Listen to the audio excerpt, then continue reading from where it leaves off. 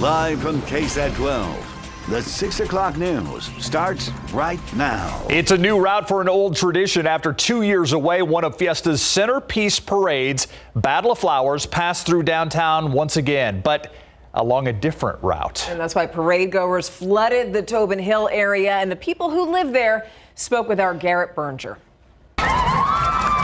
As spectators lined Main Street for the Battle of Flowers, their cars lined the streets nearby, though neighbors we talked to didn't mind the extra people so much. It's a lot busier, but not as bad as we anticipated as far as traffic. We're expecting traffic and just chaos. Everything's been running smoothly. And after 2 years away, a little fiesta goes far. I love seeing all the people together. We need this after COVID, so it makes me happy. I gotta say, everyone who's been up and down the street's been super nice. I think folks are just in a fiesta mood. While the parade may be new to the area, so is Allie Podlansky. And a close-up seat to her very first fiesta is not a bad deal. If it's a little more chaotic for 1 or 2 weeks out of the year, I'm okay with it because what it brings to the town makes it such a special place. Though that many cars does bring some headaches. It is very irritating when you have to drive my big old car in the narrow between two cars. It's annoying, yeah. Wouldn't you know it, doing a story about how crowded the neighborhood is because of the parade means we couldn't find parking there either. So, we're walking. Tally-ho, Eddie. With one parade down, there's just Flambeau left on Saturday night. The night is still to come, though. True, you gotta worry about tomorrow. Correct. That's what the shovel's for now. I'm just joking. Garrett Berger, KSAT 12 News. Before we go any further, could we just give Garrett a shout out for that shirt? Oh, yeah, it's yes. Okay. It's loud. Just wanted to make and sure. And I told him we all loved it in the newsroom. Yes, it's awesome. So the Battle of Flowers parade was this morning, but there's still plenty of Fiesta events going on tonight. Yeah, one of those events, the Fiesta Fit Fest. One of the newest Fiesta events this year. That's where our John Paul Barajas is standing by live to tell us all about it. All right, John Paul, there's something involving you and a tricycle, I understand. Well, yeah, we'll get to the tricycle in a second, okay. Steve. But right. Fiesta Fit Fest, we'll get there in a second. Don't worry, you'll see me on that tricycle. But Fiesta, everybody thinks about all the good food and drinks that they have. Well, you can have that all here guilt-free because it's Fiesta Fit Fest, and they have activities for you to stay in shape and be fit with. Now, the opening ceremonies are just getting kicked off right now. This is going to be a 3-day event. They have events like a beer mile, 5Ks, 10Ks, my personal favorite, an Alpha Warrior obstacle course. I'll be partaking in that after this, and so tune in at 10 if you want to see how I fare with that. But on top of that, they are capping the weekend off with the L'Etape Tour de France cycling race. It's 100 miles, so there's plenty of stuff to check out and do over the weekend, but then they also have lots of little activities like this tricycle here. It's supposed to prevent people from distracted driving, try to show you how difficult it is to drive while being distracted. Now, I want to show one thing here. Steve, see these boots here? They were made for walking, but they're also made for riding. So I'm going to get on this, and my friend here is entrusting me not to crash this, so we're going to hand her the mic. No curse words, no bad words. No, sir. But you did want to say something, right? Viva Fiesta! Viva Fiesta! Now I'm going to ride it off into the sunset. We'll have a lot more information tonight at 10, guys. Thanks. Let's go, John Paul. Not easy. To say thank you to the San Antonio sports team. If John Paul could do it. All right. Yeah, those boots are made for tricycling. Yes. Yeah, love it. Happening tomorrow, the Fiesta Flambeau Parade. Stephanie and I will be out there. The parade begins at 7 tomorrow night. We have a pre-show airing at 6, though. If you can't make it to watch in person, don't worry, we've got you covered. You can watch the parade right here on KSAT 12. We're also going to be live streaming the event on KSAT.com and on all of our KSAT streaming platforms. We're just going to fiesta it up for this entire newscast, I got to tell you. All right, so for the thousands of you who are going to the parade, you're going to notice it's going to be different from what you're used to. Traffic Authority Stephen Cavazos is going to help you get around. Viva Fiesta San Antonio. If you plan to head to the Flambeau Parade Saturday, well, keep in mind, new route means new closures. Let's take a look at that right now. You can see these are some of the closures that have been provided to us by the city of San Antonio. Keep in mind, Main from Ashby to Euclid, Lexington from Main to Avenue A, St. Mary's from Richmond to 9th Street. We're going to see some of these closures that are going to be lasting throughout the weekend. Now, keep in mind, it's a lot of information, so just take a really good look here. But what you can do is make sure that you plan ahead if you plan to head out to the Flambeau Parade Saturday. And as a reminder, grab those phones. We're going to bring up that QR code. Keep in mind, all that information is posted on our website right now, KSAT.com. Scanning that QR code will actually take you directly to the KSAT traffic page. That's where you'll find the latest on all the information relating to Fiesta closures and, of course, the latest on your commute. Back to you. Thank you, Stephen. All right, let's check out traffic right now. Let's go to Loop 410 at Babcock. You can see, kind of heavy out there in both directions, but no major traffic tie-ups to tell you about. And still a lot of things going on tonight for Fiesta. Indeed. But now let's take a live look outside to see what's happening there. That's a view from our south side camera where you can see, it's just a calm day, 80 degrees right now. And since we have so much Fiesta events going on tonight and tomorrow, Katie, the weather couldn't be more perfect. It's really nice. I think, does this look hazy to you guys? It does look a little hazy off in the distance. We think, and this has been the case over the past couple of days, that it's a combination of probably some dust, dirt, and also the oak pollen. That's what I was going to say. And I'm feeling the oak pollen a little bit today, so that's what I'm going to say. We did have our highest oak count reading of the season today, so that would make sense. So aside from that, beautiful weather, that's for sure. We started off at 44 degrees this morning, made it up to 81. That's what very dry air will do for you. It causes big temperature swings from morning to afternoon, but it's real comfortable out there. Upper 70s, low 80s currently. It's 84 at Stinson, 80 in Seguin, and 79 in Bulverde. So if you've got any plans this evening, tonight, maybe heading out to Nyosa, things are going to be very comfortable. Warm to start, but after the sun goes down, temperatures quickly fall through the 70s, 67 by 10 o'clock. Light winds and low humidity. We do have a few changes this weekend and a chance of rain next week. We'll talk about that all coming up in the full forecast. Steve. Thank you, Katie. My car hood is saying that haze is oak pollen, in case you're wondering. Let's get to more news now. 4 people are recovering tonight following a vehicle chase and crash. This happening around 2:20 this morning near Culebra Road and 22nd Street. That's near Woodlawn Lake on the west side. According to the Bexar County Sheriff's deputy, a deputy saw a stolen vehicle. The deputy tried pulling that vehicle over. The driver sped off through a neighborhood. The driver of that car ended up on Culebra and was going the wrong way. Deputies say the vehicle hit another head-on. 2 people in each vehicle, all 4 taken to the hospital with various injuries. It's still unclear what and how many charges could be pending. Lots of damage after a fire in the city's northeast side. Happened around 10:30 this morning on Terrytown Street. That's near I-35 and Judson Road. The San Antonio Fire Department says that neighbors first noticed flames coming from the attic. People living in that home tried to use a hose to fight those flames. Didn't work. Luckily, fire crews got there. They put it out. Nobody was injured, but that fire left up to $100,000 worth of damage. Look at that. Meanwhile, a family of 5 displaced after a fire started in the garage of their home. This happened on the city's northwest side on Tansel Drive. That's near Loop 410 in Vance Jackson. Fire crews called just before 10 last night. The family outside barbecuing when they heard a popping noise. A man found heavy smoke and flames in the garage. It was knocked out quickly. The fire department thinks it's from a faulty washer or dryer. That's still being determined. And even though the family is out of that home tonight, the fire damages are listed as medium. Lots of questions after Child Protective Services pulled a high school freshman from class and interviewed him. And the thing is, it was the wrong teenager. Happened last Friday at Harlandale High School. The teen told our defenders that he was scared that if he gave a wrong answer, he would be removed from his home. A Child Protective Services spokeswoman today said that the interview ended quickly after investigators realized that the district pulled the wrong boy from the class. He's like, Mom, it was CPS. They were asking me if I had been abused. They asked me if I felt safe, that they were going to take me to a safer home.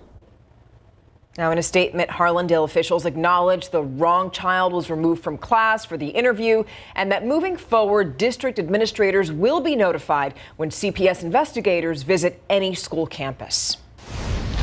If you're a Bexar County homeowner, brace yourself. Today, the appraisal district mailed out notices of updated valuations. They're now posted on their website, too. As we reported last week, the average increase for a single family house nearly 28%. The lopsided real estate market, heavy on demand, light on supply, driving those sales prices up. It's happening in a lot of local neighborhoods, just like this one. This is the historic Lavaca neighborhood, just south of downtown. They've been seeing prices climb for the past few years. From kind of what I'm hearing, I think entry-level houses down here are starting probably at $500,000 now, and which is wild. What's really skyrocketed, too, the value of just the land in the older neighborhoods near downtown. If tax rates remain the same, higher values do mean higher taxes. When you open your appraisal, if you disagree, you can always appeal it. The pandemic, inflation, these are reasons that the San Antonio Food Bank continues to hold food distribution events, and it had one more this morning at NAISD's Gustafson Stadium. Yeah, Erica Hernandez spoke with families who say they are still very much in need and very thankful for the food being provided. It's too expensive nowadays. Can't afford much of anything. It is bad, and it doesn't look like it's going to get any better. Car after car, about 1,000 families are still showing up. Good morning! At each of the San Antonio Food Bank's mega food distribution events. We're hearing a lot of that same input, that some of it is still COVID related, with rises in rent costs to loss of job or some kind of loss of income. Happy Fiesta! But then also the rising prices of gas and food in general has continued to bring them out here for that additional need. Every other week, food is being passed out, and that steady flow of cars is still showing up. This morning, 270,000 pounds of food were distributed, all showing their appreciation during these hard times. Happy Easter! Been retired for the last 2 years, and this is great help for me and everybody else. And as long as the need is there, the food bank will continue to provide as much as possible. The next event will take place April 22nd, starting at 9 a.m. You must pre-register on the food bank website. Have a nice day. Erica Hernandez, KSAT 12 News. Still coming up, we're going to discuss a baseball league for children and adults with special needs that's finally making a comeback. How the league is now planning on celebrating more than a decade in the Alamo City. Up next. Tonight on the Night Beat, keeping the party at Fiesta and off the roads. What San Antonio police are doing to protect everyone on this final weekend of celebrations. It is time to play ball. For years, a nonprofit organization has made kids' wishes come true at their very own Field of Dreams. And those games are finally underway for the Miracle League of San Antonio. They actually had to be delayed because of COVID. RJ Marquez tells us more about the league that's now celebrating its 15th year. It's one of the signature sounds of spring. And on this Southwest Side field, these ball players are living out their baseball dreams. Welcome one and all to the Mays Family Field of Dreams. Michael Miller started the Miracle League of San Antonio in 2007. It's a nonprofit organization that gives kids and adults with special needs the opportunity to play organized baseball. You see so many kids that are happy, having a great time, parents who love what we're doing. The field hosts 3 games on Saturdays during its spring and fall seasons, with about 160 players hitting the diamond. And every kid gets to hear their name on the loudspeaker, and every kid hits a home run every time they come up. The Miracle League of San Antonio is back after a 1.5 year long break because of the COVID pandemic. They're still out here and open and free for anyone that wants to come out to help make these kids with special needs dreams come true. Miller said the league waited until spring to return because they sadly lost 2 players to COVID. We're very aware that these little special needs guys, you got to take really good care of them. There are more players now in the Miracle League than ever before. Miller said it's a credit to the families who come out here and the people that have donated to make this 15-year dream a reality. It's life-changing if you come out here because you see in real time how much change you can make in these kids' lives and in the parents' lives. RJ Marquez, KSAT 12 News. Saw somebody there wearing a Yankee cap. All right. Represent. They're Yankee fans all over. Yeah. I mean, no accounting for taste. Moving on. Here's a live look right now over Fiesta carnival. I mean, Yes. look at all those colors. Oh, so pretty, 80 degrees. I mean, it just makes me think of an amusement park, and this would be the day to do it, right? Because it's just not too hot, just perfect. We can't Very complain about nice out Fiesta there. weather this year. Very nice. Really nice. Oh, and we're going to see it again. Yeah. Different it's angle. so nice, we got to show you twice. So I mean, I know we have a Yankee fan here. Katie, are you a Astro or Ranger fan? Astros. So I grew up in right. Houston. My husband's a Rangers fan because he grew up in. Oh, we have a house divided. He's trying to convert me, but it's not going to happen. Yeah. No. Yeah. Just curious. Little mixed bag here, baseball fans. I like it. It's feeling like baseball weather out there. Spring is in the air, and we've got the pollen to prove it, the oak pollen today. It's going to be really hard to get rid of that without a good rain to wash it out. It's also going to be real hard to get rid of these red flag warnings that pop up every few days.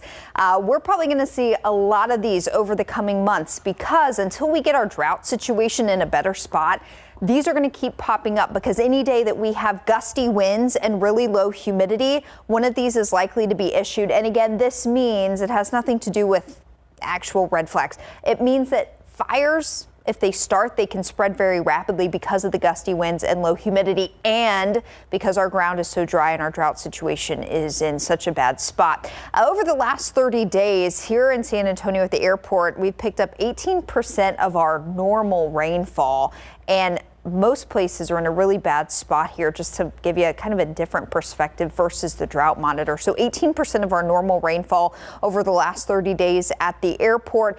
5% of the normal rainfall in places like Del Rio and 0% of the normal rainfall in Uvalde. So things are very dry, and we'll go back to the drought monitor. This is updated weekly every Thursday, in fact. So this is yesterday's information, and along west of 35 and 37, that's where things are the worst. And we've got a swath of exceptional drought. That's as bad as it gets down to the southwest, south of Eagle Pass, all the way over to Cotulla and I-35. So this is the spot that needs the rain the most, but essentially anywhere across the KSAT viewing area, we really need to get some good rain going.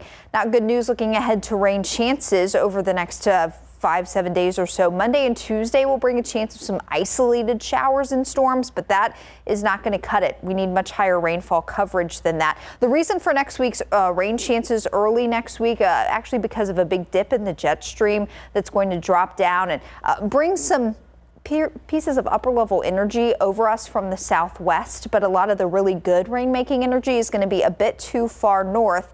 That's also going to come hand in hand with a better chance for severe weather across parts of central and north Texas early next week. So Monday, the risk for severe storms is really Austin through Waco up to the Metroplex, and then a very similar placement to the severe weather risk on Tuesday. The area gets a little bit bigger and comes just a bit farther south. But as of now, for us here in San Antonio in the KSAT viewing area, we're not concerned about severe weather. There could be a couple of strong storms around on Tuesday, depending on how things play out. But any widespread significant severe weather is expected to stay north of our area next week. We're just keeping our fingers crossed for some showers and rumbles of thunder around late Monday into Tuesday. We're watching trends closely and we'll keep you updated over the weekend. Speaking of the weekend, we've got a couple of windy days, the fire danger tomorrow, but with more humidity on Sunday, that'll take care of a red flag warning being extended into the day on Sunday. Currently, it's 80 in New Braunfels, 76 in Kerrville. We've got 81 in Hondo, 78 Lost Maple. So it's comfortable, it's dry, our dew points are low, and with light winds overnight, here's where your temperatures land tomorrow morning. A lot of us starting the day in the mid to upper 40s, so a cool start, but just like today, once that sun comes up, things will heat up quickly, and we're looking at upper 80s, even some low 90s on the board tomorrow. By Sunday, humidity starts to come back up. You'll notice it a bit more by the end of the day on Sunday, and then muggy days early next week with those low chances of showers and a couple of storms, guys. Okay, thank you. You know, as well as the Spurs have been playing on the road, do you think they really care if they play at New Orleans or play at home?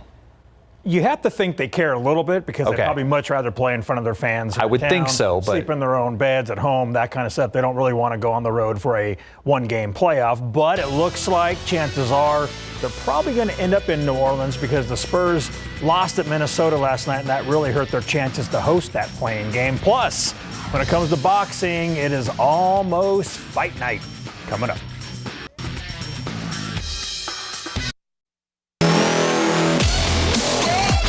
trailing Minnesota by 18 points in the third quarter. The Spurs fought hard until the very end to make it close, but the Timberwolves held them off 127 to 121. Minnesota is now the 7th seed in the West and will host the Clippers in the play-in tournament Tuesday night. The Spurs now have to win their final 2 games and hope the Pelicans lose their final 2 for the Spurs to move up to 9th in the West to host the Pels in a play-in contest. The Silver and Black also saw their 3-game winning streak snap, but they still feel good about how they're playing. I think it's just keep getting better and better each and every game leading into the play-in. And as long as we continue to make strides and get better, we'll be fine. I think, we can't win every game, but we go out there and compete to win every game. So, I think we making strides. So that's all that matters. I feel like we've been playing our best basketball at this time of year, and we feel that as a team. Our chemistry is clicking. We're on the same page as a team, and I think we just want to continue that going into the playing game, knowing that we just need one game to advance, and then it's another just one game thing, and then we could be in the playoffs. So just try to continue to play our best basketball. Spurs will host the Warriors tomorrow night at 7:30 in their regular season home finale. With the Spurs losing, they really needed the Blazers to beat the Pelicans, and that did not happen. The Pels defense made sure of that by forcing 23 turnovers, resulting in 36 points for New Orleans last night. Winners of 2 straight, it sounds like the Pels are peaking at just the right time. Very pleased with our level of concentration. We talked about chopping the season up into 10s, and we just finished at 7-3 for the first time all season. So it's good to be playing our best basketball towards the end of the season, and we just want to continue that momentum. Spurs and Pelicans playing game is Wednesday night at 8:30. Site to be determined. The winner advances while the loser goes home. We are less than 24 hours away from a great boxing card at the Alamo Dome tomorrow. The main event is brought to you by the Golden Boy and will feature Ryan Garcia versus Emmanuel Tego in a 12-round lightweight battle. Garcia is 23 years old and a rising star in the sport. He's 21-0 with 18 knockouts. Now Tego is 33 years of age with a pro record of 32 wins and 1 loss with 15 knockouts. The undercard is stacked with great fighters, including San Antonio's very own Gregory Moraes. He's 13-0 with 8 KOs and will face Katsuma Akitsugi in an 8-round featherweight bout. World champs and brothers Jesse Rodriguez and Joshua Franco were at the final press conference yesterday and said they are thrilled for Gregory getting to fight right here in San Antonio. Like you said, coming up with him for him to get recognition on a Ryan Garcia card here in San Antonio is pretty dope. Same question. Yeah, same thing. We grew up with Gregory, since we were little, and it's good to see him, with Golden Boy, and he's happy, so that's good. That's good. Tickets are still on sale through Ticketmaster.com or the Alamo Dome box office. The undercard starts tomorrow at 3:30 p.m. Pro football coverage powered by Davis Law Firm. The Cincinnati Bengals re-signed quarterback Trey Flowers to a 1-year deal, as reported by Pro Football Focus. The Judson alum, who started his career in Seattle, played 9 games with the Bengals last season and made some big plays for them during their playoff run. So congrats to Trey. That's great news because, he was instrumental down the stretch for that team making the Super Bowl. Cincy very smart to re-sign him. Yeah, absolutely. Thanks, Larry. We'll be back in 2 minutes. As women and children tried to escape the escalating war in Ukraine, a Donetsk military official says a Russian missile strike on a train station killed at least 50 people. And this attack is the latest to target innocent civilians. CNN's Mike Valerio has the story. But before we go to that, we want to warn you about the images that you're about to see because they're graphic and disturbing. In the eastern city of Kramatorsk, bodies, blood, and bags. A stroller in front of what was moments earlier a crowded train station. Ukrainian officials say these were families simply waiting for a way out. Their fate sealed when a Russian missile exploded. American aid worker Nate Mook was near the station. We saw all of the people on the platform.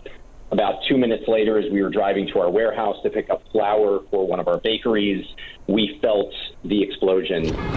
Russia's defense ministry calls all statements about the strikes, quote, a provocation, which doesn't correspond with reality. Images of the missile show the words Zaletiye, which means for the children, spray painted on the metal. It's unclear who wrote it and if the words were added before or after the strike. I think our first initial reaction would be, oh, they're aiming at children, but it really is more as if revenge for our children who they claim have been attacked over the past 8 years by the Ukrainians. The head of Ukrainian Railways put it bluntly, saying innocent families and the world should brace for more attacks like this. They do whatever they can to stop the evacuation program of civilians. Ukrainian President Volodymyr Zelensky asked why fleeing civilians need to be the target of missiles and called on more nations to reopen their embassies in Kyiv. I'm Mike Valerio reporting. President Joe Biden celebrating today after his Supreme Court nominee, Judge Ketanji Brown Jackson, confirmed Thursday afternoon. Jackson, the first African-American woman to serve on the nation's highest court. During a White House celebratory event, the president acknowledged the historic significance of Jackson's confirmation. This is going to let so much sun shine on so many young women, so many young black women, so many minorities, that it's real. It's real. We're going to look back, nothing to do with me. We're going to look back and see this as a moment of real change in American history. Jackson will take her place on the Supreme Court after Justice Stephen Breyer retires at the conclusion of the current Supreme Court term. So several people actually missed that event because of COVID. There's been an outbreak in the White House and Congress. Cases are also increasing in a number of states, in addition to Washington, D.C. ABC's Ike Ajachi reports from Washington. Today, a historic moment on the White House South Lawn. Ketanji Brown Jackson. President Biden and Vice President Harris holding an event celebrating Judge Ketanji Brown Jackson's confirmation to the Supreme Court. Several cabinet members and lawmakers in attendance. Others forced to miss the celebrations due to testing positive for COVID-19. ABC News reporting at least 17 officials and people close to President Biden have tested positive for the virus. Speaker Nancy Pelosi testing positive Thursday. The Speaker and Biden seen side by side at two separate events earlier this week. Still, the White House says their interactions do not meet the CDC's definition of being in close contact. Senator Raphael Warnock testing positive. He's seen here speaking mask-free on the Senate floor during Judge Jackson's confirmation debate. Representative Raja Krishnamurthy also testing positive for COVID-19 Friday. On Wednesday, he tweeted this photo standing next to the president without a mask. And staff members for both First Lady Jill Biden and Vice President Kamala Harris also testing positive recently, both who were seen close to President Biden in recent days. And Harris presided over Judge Jackson's confirmation vote in the Senate without wearing a mask, saying she was cleared to do so by the White House physician. Today, President Biden testing negative for COVID-19. The White House acknowledging the possibility he could test positive for COVID in the future. The president is vaccinated and double boosted, and so, protected from severe COVID. So we take every precaution to ensure that we keep him safe. According to the Commonwealth Fund, through March 2022, the U.S.'s vaccination program is estimated to have prevented over 2 million deaths and 17 million hospitalizations. Ike Ajachi, ABC News, Washington. A Proud Boys leader pleading guilty today to 2 felony charges in the January 6th Capitol riots. Charles Donahoe is the first person in the Proud Boys leadership to plead guilty and agree to assist the Justice Department's investigation into the group. He pled guilty to conspiracy to obstruct an official proceeding and assaulting an officer. According to the plea, he could face more than 7 years in prison and agreed to pay $2,000 in restitution for damage to the U.S. Capitol. An historic mission to the International Space Station is underway. A SpaceX rocket carrying 3 paying customers and a former NASA astronaut lifted off from Florida's Kennedy Space Center this morning. And on board, you have former NASA astronaut and Commander Michael Lopez Alegria, pilot Larry Connor, and mission specialist Eitan Stiba of Israel and Mike Pathy of Canada. Now, this is all in line with the U.S. government and the private sector's goal to promote commercial activity to space. That crew plans to spend 8 days on the ISS. Pretty cool. After the break, the latest on the fallout following Will Smith's slap at the Oscars. The ban Smith now faces from the Academy. Coming up.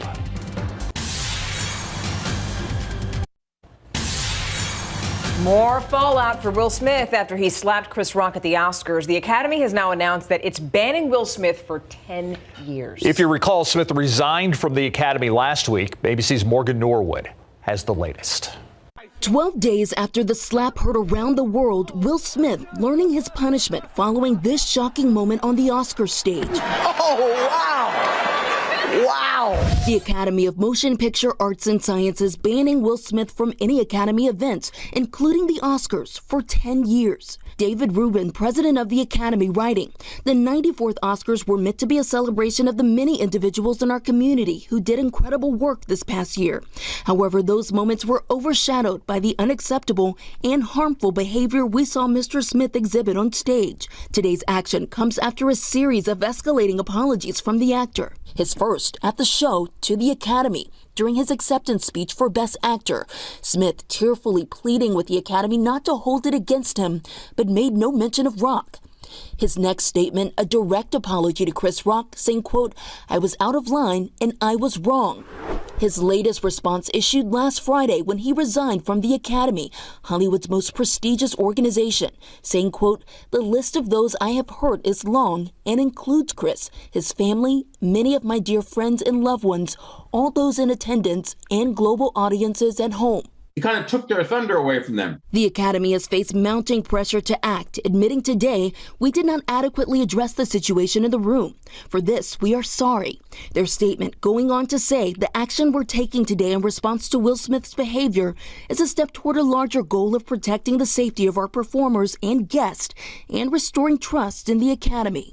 And the Academy went on to thank Chris Rock for maintaining his composure during the show. We haven't yet heard from him on what happened, but he is on tour right now where he's told his fans he plans to address the situation at some point. I'm Morgan Norwood, ABC News, Los Angeles. All right, and now here back home, we're taking a live look right there over 410. You know, we showed you that live picture from the south side, Cam. It looked a little hazy. This looks a lot better, a lot more true to what we're experiencing today. Katie. Those hazy views, I've had them the past couple of days going over the big flyovers where you can see downtown. It's been hazy the past couple of days, and especially today, and I think that oak pollen is to blame. It's got a green-yellow haze, I think. In a big way. I think so too. When the front was coming through a couple mornings ago, Justin Horn actually on time lapse, you could see, because the wind speeds were higher and you could see this cloud almost being lifted. It's even if you don't see it, you feel it. It's there. Yeah. We're smack in the middle of oak season. 44 was our morning low, up to 81 this afternoon. Big temperature swings thanks to dry air. Sitting near 80 now, but not for much longer. Once the sun goes down, temperatures will fall nicely through the 70s. Coming up, we'll talk more about your weekend, your Flambeau forecast, and another look at next week's low rain chances. We'll be right back.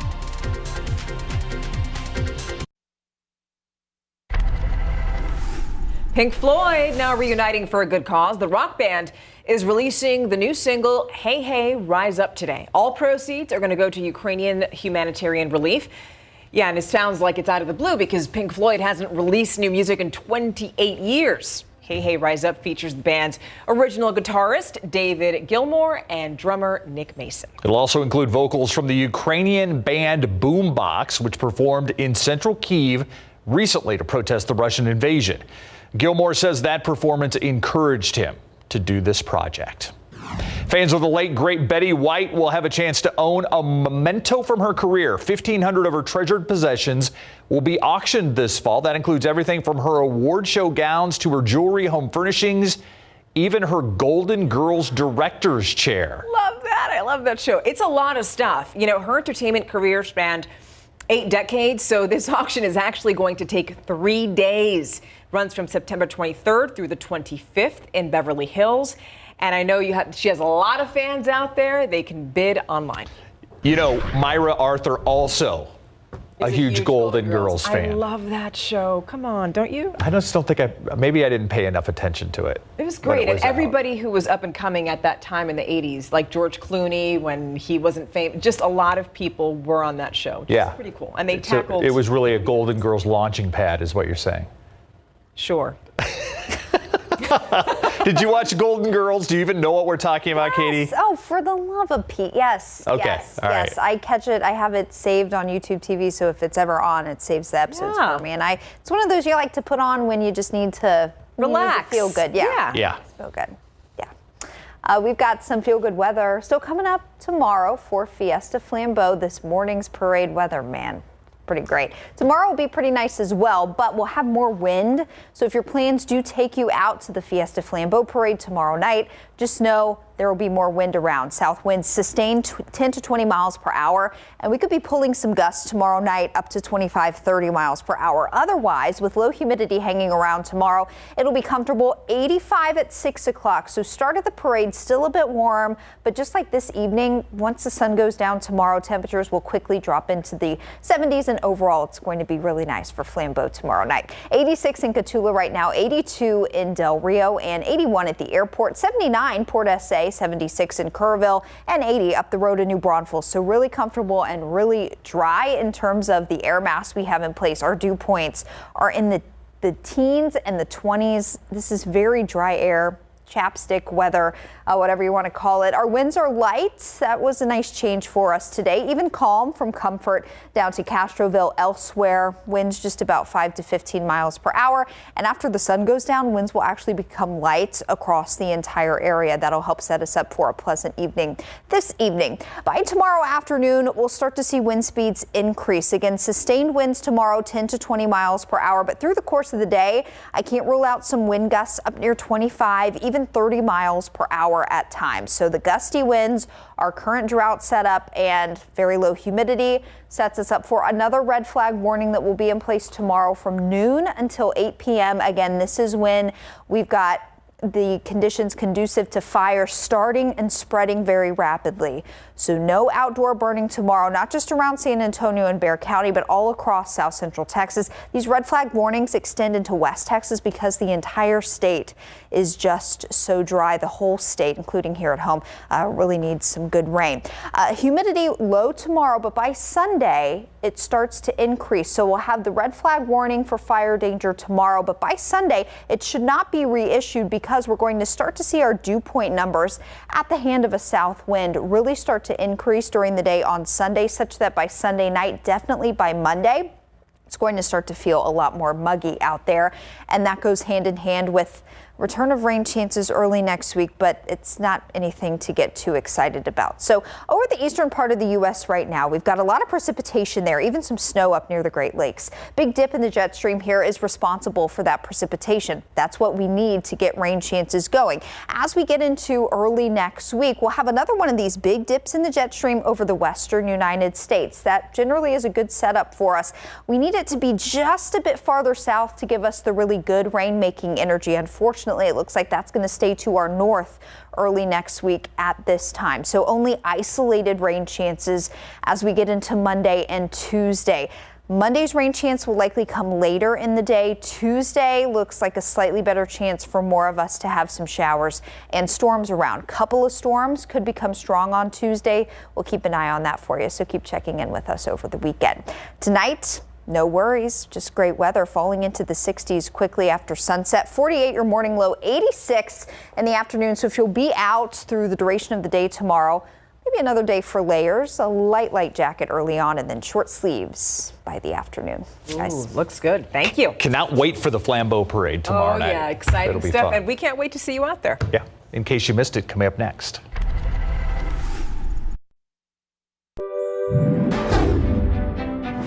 It's Friday, April 8th. Imagine this. Your child is in school when suddenly he's pulled out of the classroom and interrogated by strangers about his home life. Well, that's what one family says happened to a Harlandale High School student. The problem? The state investigators conducting that interview were talking to the wrong kid. If they would have took my child and I wouldn't have known where he was. His mother, Angel Lopez, says Harlandale administrators have since apologized. They tell us, well, it turned out it was the wrong school and the wrong student. Fire crews also responding to flames at a home on the north side for the second day in a row. Just yesterday, crews were putting out a fire in the attic. Today, something inside the attic fell into a small gap in the wall, reigniting that fire. The home had already been boarded up. No one was home at the time, but damage is estimated at about $100,000. A sharp-eyed TSA officer in Boston stopping a passenger from bringing, get this, a sword onto a plane. So the man who had the sword, apparently completely unaware that his walking cane had a large blade inside of it. So after TSA officers confiscated the concealed sharp-edged weapon, the passenger was allowed to travel on his way. Well, Fiesta is back, and that means the crowds are back as well. Folks lining up bright and early this morning for Battle of Flowers Parade. We just love it. It's a big family event for us. The highly anticipated event featuring beauty queens, marching bands, and of course, floats. Those in attendance just thankful this year's parade wasn't canceled. It's awesome. Even better after COVID. Even better.